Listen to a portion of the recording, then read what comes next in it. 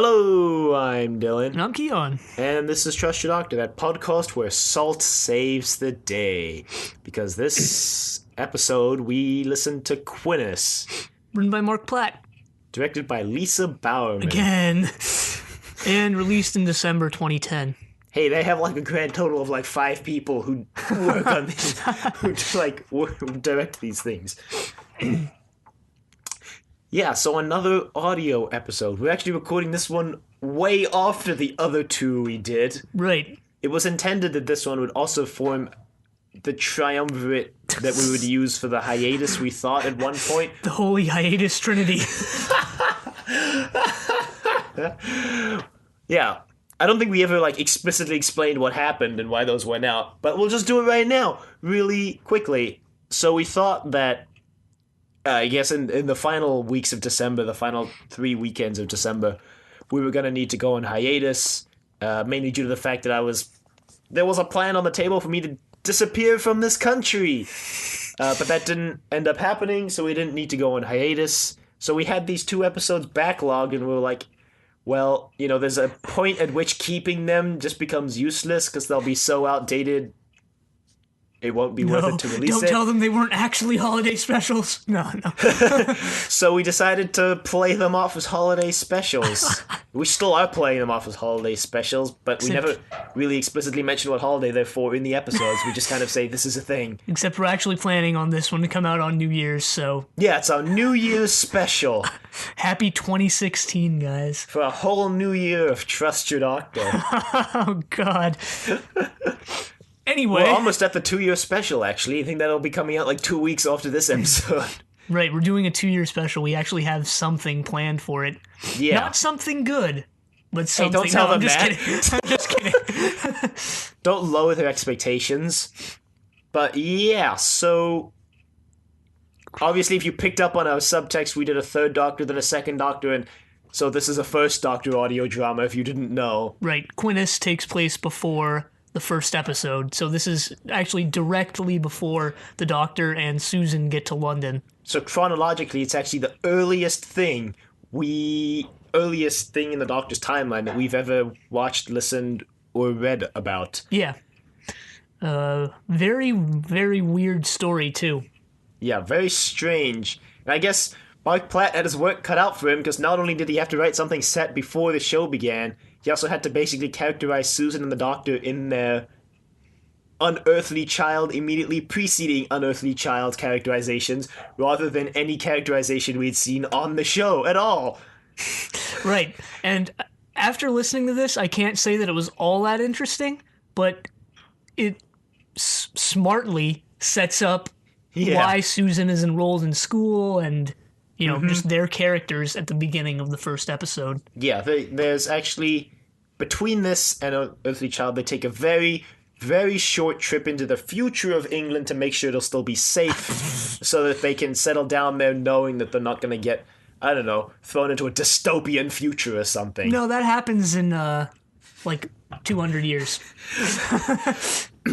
So, yeah, this basically leads directly into an Unearthly Child. So, right, I guess like most companion chronicles, it's one of the companions telling a story, so it's like a frame story, and this time, obviously, it's Susan. Yeah, but the frame story is actually completely unique to the other 2 we've experienced, so we've actually had 3 completely different framing narratives. Yeah, this one, I think, is the most traditional of the 3 we've watched, because it doesn't really tie into the plot, it's just Susan telling a story. Yeah, but at the same time, it's untraditional in the fact that it's almost told in the form of a letter to her husband type thing. Yeah. But at the same time, her husband is dead, so... But it starts off with her talking about how she's told their son Alex we should, sorry for interrupting. Before we continue, we should just throw some context into this.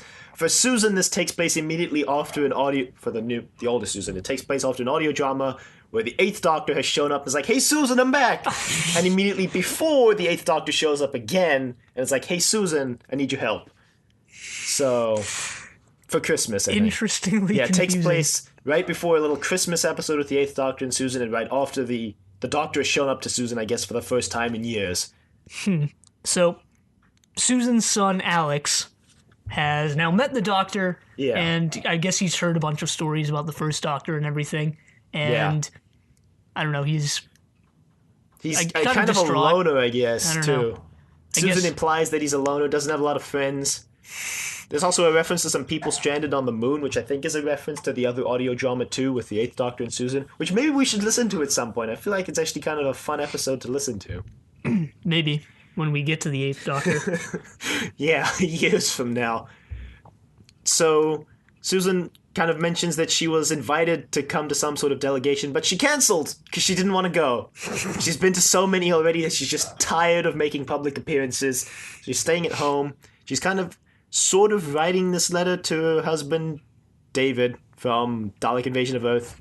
But David's been dead for a couple years, so I guess she's kind of just writing it as kind of just a reflective moment, thinking about what to do with Alex. Or she's just gone insane and thinks he's still alive. No, I don't know. So she mentions how Alex needs some friends of his own, stability in his life. And then she kind of jumps into the story about right before they arrived in Tartar's Lane, London, where her and the Doctor accidentally kind of hopped into the fourth universe and landed on Quinnis. And I guess the fourth universe is supposed to be the fourth dimension, because they talk about going back to the third universe at the end. So, yeah, I don't know. Not really certain. Apparently this story was referenced in Edge of Destruction, which is what Mark Platt was actually running off of. His pitch was basically, okay, they mentioned this story in Edge of Destruction about Quinnis. I want to write the story about Quinnis. No, because in Edge of Destruction, they see on the view screen, and Susan says, oh, that's Quinnis, where we almost lost the TARDIS. And that's the entire, that one sentence is what this entire story revolves around. So I guess Mark Platt was just, he says in the commentary at the end of the episode, the end of part 2, that he said it's what he had to go on. They're on Quinnis and they almost lost the TARDIS. He did an admirable job actually putting together a story from that one-line pitch. Right. So I don't remember that reference at all. Me neither. I think I've tried to block out Edge of Destruction from my memory. I think because back then we were still fumbling and finding our way with the podcast. And because Edge of Destruction is just a terrible serial. Right, but anyway. Actually, maybe this was supposed to reference Edge of Destruction in that it's 2 parts, but the story can be summarized in about 5 minutes. No. Didn't we still get like a 20 to 30 minute episode out of Edge of Destruction? I don't know. No, this wasn't that bad. No. It wasn't bad, it was just weird. Actually, part 1 was pretty grounded. Part 2 is where it got really weird.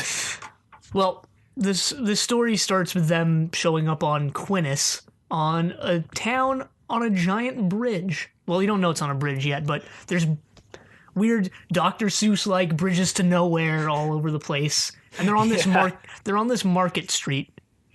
With the market bridge, I guess. Also, the TARDIS's chameleon circuit still works. It hasn't broken yet. Yeah, it's actually a bit confusing. Yeah. No, when they mention going back to the TARDIS and like they mention as a kiosk, it's like, oh yeah, it isn't broken yet. So anyway, the inspiration for Quinnis was Namibia, so I guess that's sort of what the plane is supposed to look like, the plains of Namibia. So they're hanging out on this bridge and they're walking around and this crazy lady Amlanti who's selling this fish on a wall. And yeah, apparently that's like majorly important in the very next audio drama with the Eighth Doctor and Susan and the Christmas thing. And they needed to set that up somehow. Why there was a fish in the TARDIS. But so she's selling a fish and Susan wants it and the Doctor's like, what would we even do with a fish on the wall? And Susan's like, okay. Well, right, they're in this market and the locals are sort of not too friendly to them until they reveal that they have some Turkish delight and they start trading that. Yeah, because the Doctor's got no money. And then they reveal that the Rainmaker has just been cast out of town. The Doctor's like, oh, it's easy enough if you have the right technology. So this thrusts them into this long story where they all think the Doctor's a Rainmaker. So they whisk him away to the guild hall. And he's like, no, I was just saying it's easy. He just wasn't saying I could do it. No. So, right. He's especially concerned since apparently they threw the last Rainmaker off the bridge. Yeah. Into the Badlands below. if he even survived the fall.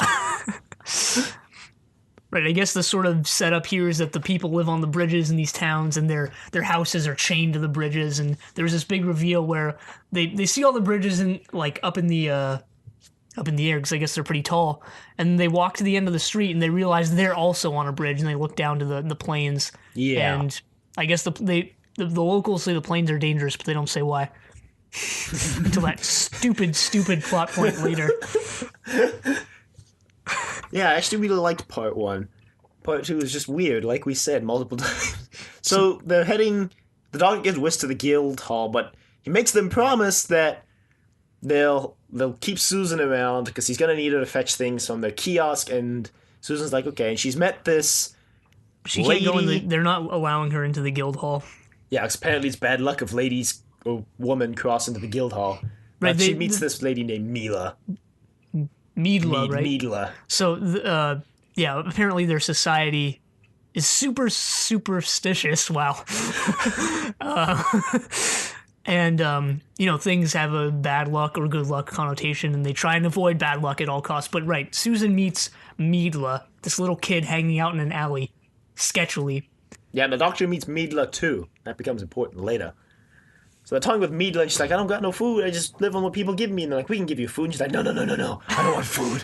And you're like, oh, okay. And then she's like, something bad's about to happen. Soon you won't be able to tell the tears from the rain. Very Blade Runners-esque. If you've seen the movie. So the doctor gets taken to the guild hall to work on whatever. He keeps sending Susan back and forth. Whatever. It's been a while since That's a stretch. That was a stretch. He gets taken to the guild hall. Susan's running back and forth from the TARDIS to get the stuff. You're right. Meadla's interfering every so often. Obviously, the doctor doesn't know how to make rain, so he's stalling for time by having Susan run back and forth between the TARDIS and the guild hall, getting all this stuff that he supposedly needs. He comes up with this remarkably convoluted and complicated plan to seed the clouds and make them rain with saltpeter and some sort of large cannon. But there's no clouds, so he's like, odd. Right. I mean, apparently his plan is going to work. The only thing is that there are no clouds. So they're like, okay. And Susan eventually goes around the side, talks to the doctor through a window, and he's like, okay, I only need one more thing, but you can bring it to me tomorrow morning. Go get some sleep, and I'll see you in the morning. And Susan's like, okay.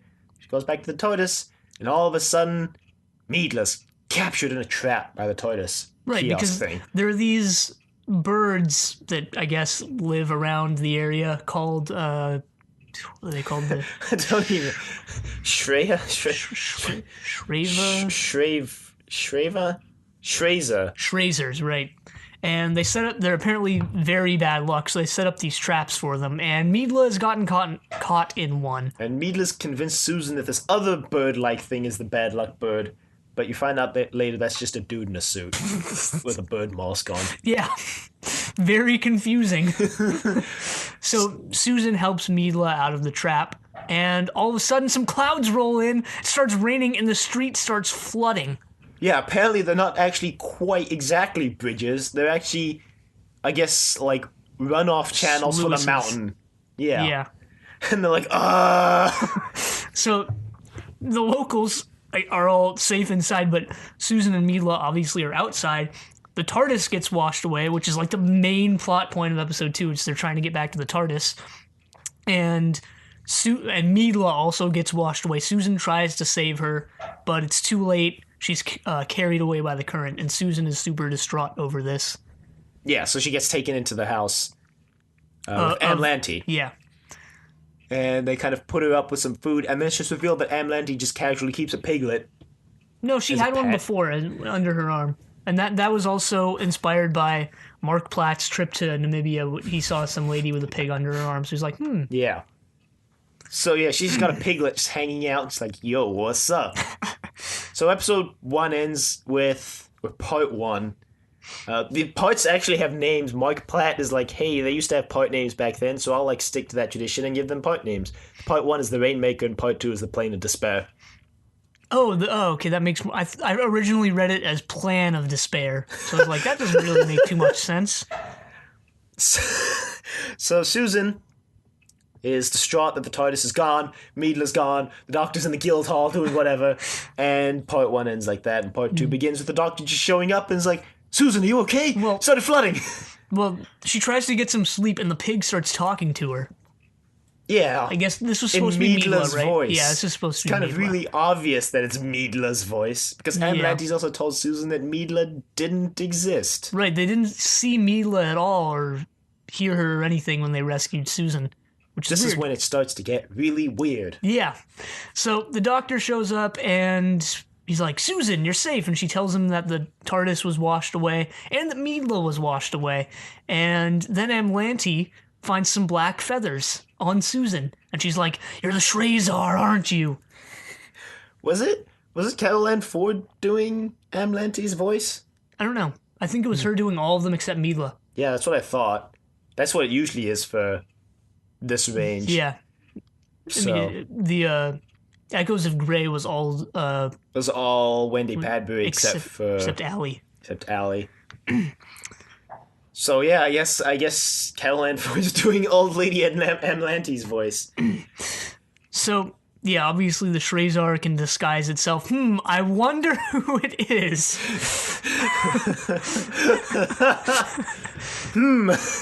No. So, they talk for a bit. That's legitimately what they do. They talk for a bit. Doctor's like, well, we're going to have to get the TARDIS back, and now that it's rained, I think we're safe to leave. Since they've got their rain, all we got to do is get the TARDIS and then we can leave. Too bad it's on the plain floor. Yeah. The plane below. And it's revealed that Amlante's husband was the dude in the suit yesterday that Susan thought was the bad luck bird, and it's actually just like his stilt suit for the planes. Yeah, apparently, even though the birds are bad luck, they dress up as them to go down onto the planes. When they said stilt suit, I thought of the what were they called from Dune? The like suit that they wear in the dunes in Dune that recycles your. Oh yeah, what were those called? It's something similar to stilt suit. Something super similar to that. That's gonna bother me until I know what it is.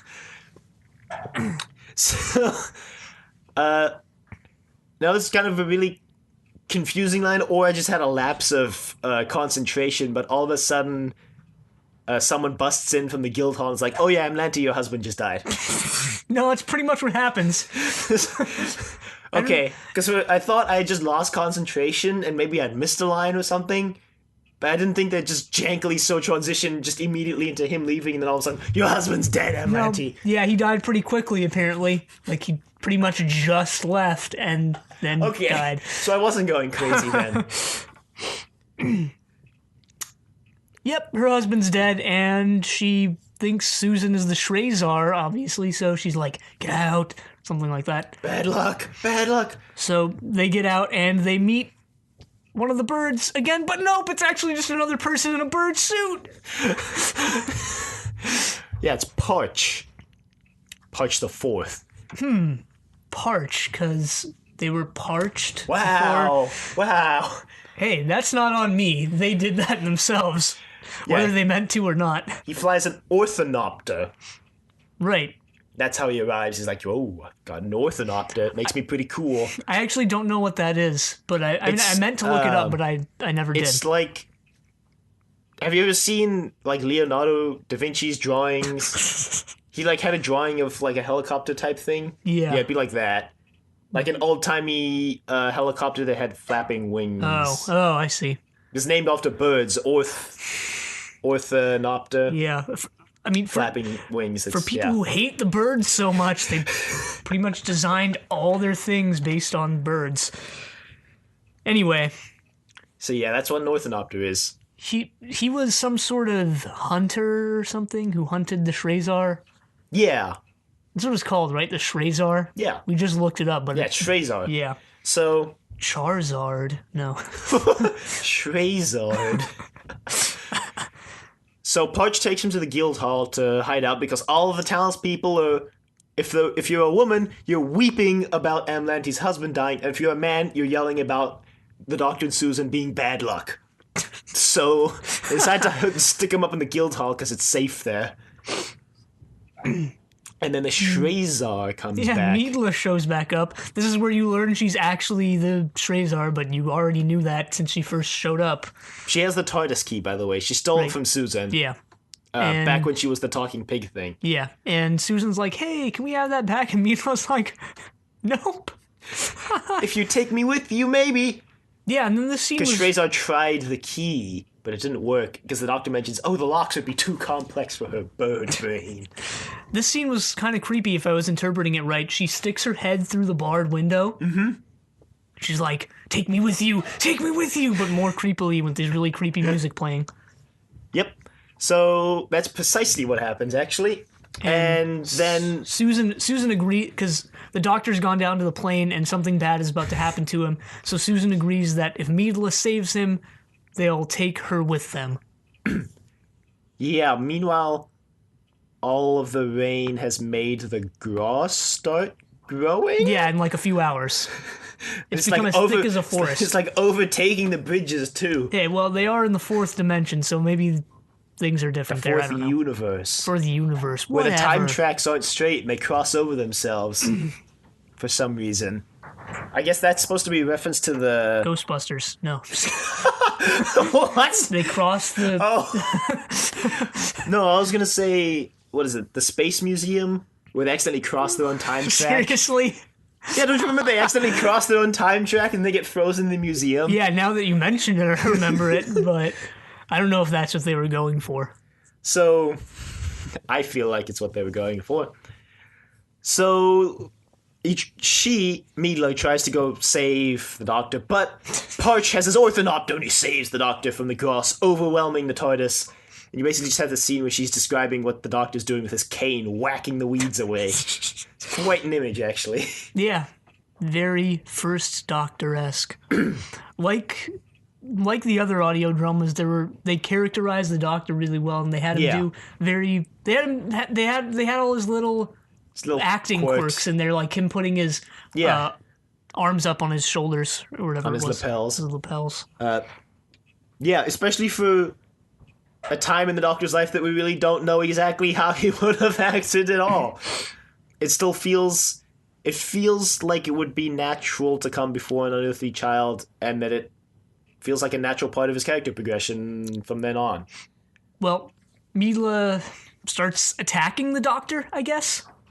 Yeah, Something like because that. Parch picked him up in the orthodontor and they try attacking him, and Parch bats it away and she runs away for a bit. Yeah, no, and Susan tries to tell Parch that Meadla's her friend and that she's not actually bad luck, it's just her being her. And Parch is like, nope. Apparently none of the Shrezars are crafty enough to actually cause bad luck. They usually just feed on other people's misery and sorrow. Yeah. And this one's pretty crafty, and Parch thinks this is kind of dangerous, so they should probably kill it. So if you're keeping a death count, Amlante's husband died. and yeah. So they head back to the guild hall. The grass is kind of overwhelming the bridges for some reason. You wonder if this happens every time it rains, because if it does, then how does anybody survive? It hasn't rained in 2 years. So I guess that's why they're on bridges. So. Yeah, the doctor says, okay, well, if we just bomb it with salt, we'll be fine. This type of grass is pretty susceptible to salt erosion. Just bomb it with the saltpeter that you brought. Thanks, Susan. Yeah, we also forgot to mention that the doctor didn't cause the rain. It just naturally happened, coincidentally. Yeah. So they have all this salt that the doctor was planning on using to cause the rain, but now they can use it to stop the grass. So he gets some firing powder from Parch, and they start bombing the grass from the orthodontor. This is quite the weirdest scene in the entire little audio drama. And one of the bridges crumbles, so they have an extra shot now, which becomes important. All the houses fall down, killing a bunch of people, probably. Probably. And Meadla shows up again, and then Susan reveals that she promised to take Meadla with her, and the dog's like, what? You did what? So the doctor tries to shoot Meadla, but ends up just shooting all the gross off the TARDIS instead, because that way they can get into the TARDIS. Yeah, doesn't Parch use one of those he has like grenades, I guess. No, he uses one of those, I don't know what they're called, but it's like 2 balls on a string, or 3 balls attached to a string, and you twirl it around and you throw it, and it wraps around an animal's legs or something like that. Chain shot for a cannon. I don't know what that is. It's like 2 cannonballs tied together with a chain. You load it in the cannon, and you shoot it. And it goes spinning, and usually use it to take down the masts of other ships. Huh. Because it can cut through the sails? The sails. Or the mast holding up the sails. You'd think a regular cannonball would do the trick, but... Or you use grape shot to take out the sails. That's like turning a cannon into a shotgun. In a cannon. No. No, it's not. More like you turn your cannon into a shotgun. But yeah, so he kills Meadla. Susan was like, she was my only friend. Well, except for grandfather. Yeah, they did a good job actually of referring to the Doctor as grandfather for the whole thing, which is exactly how Susan would call her. I mean, yeah, but would you think they wouldn't have done that? You never know. It's like an easy mistake to make. But they based this entire story on one random line from a terrible serial. You think they're pretty versed in season 1. You never know. They could make mistakes here and there, but I don't think they did. If they did, I didn't notice. So they grab the TARDIS key from the bird and just get in the TARDIS and leave. And the Doc's like, you need stability. Some friends of your own, Susan. That's why you're going to London and getting enrolled in school. No, he doesn't say that, but Mark Platt says it in the interview at the end. Yeah.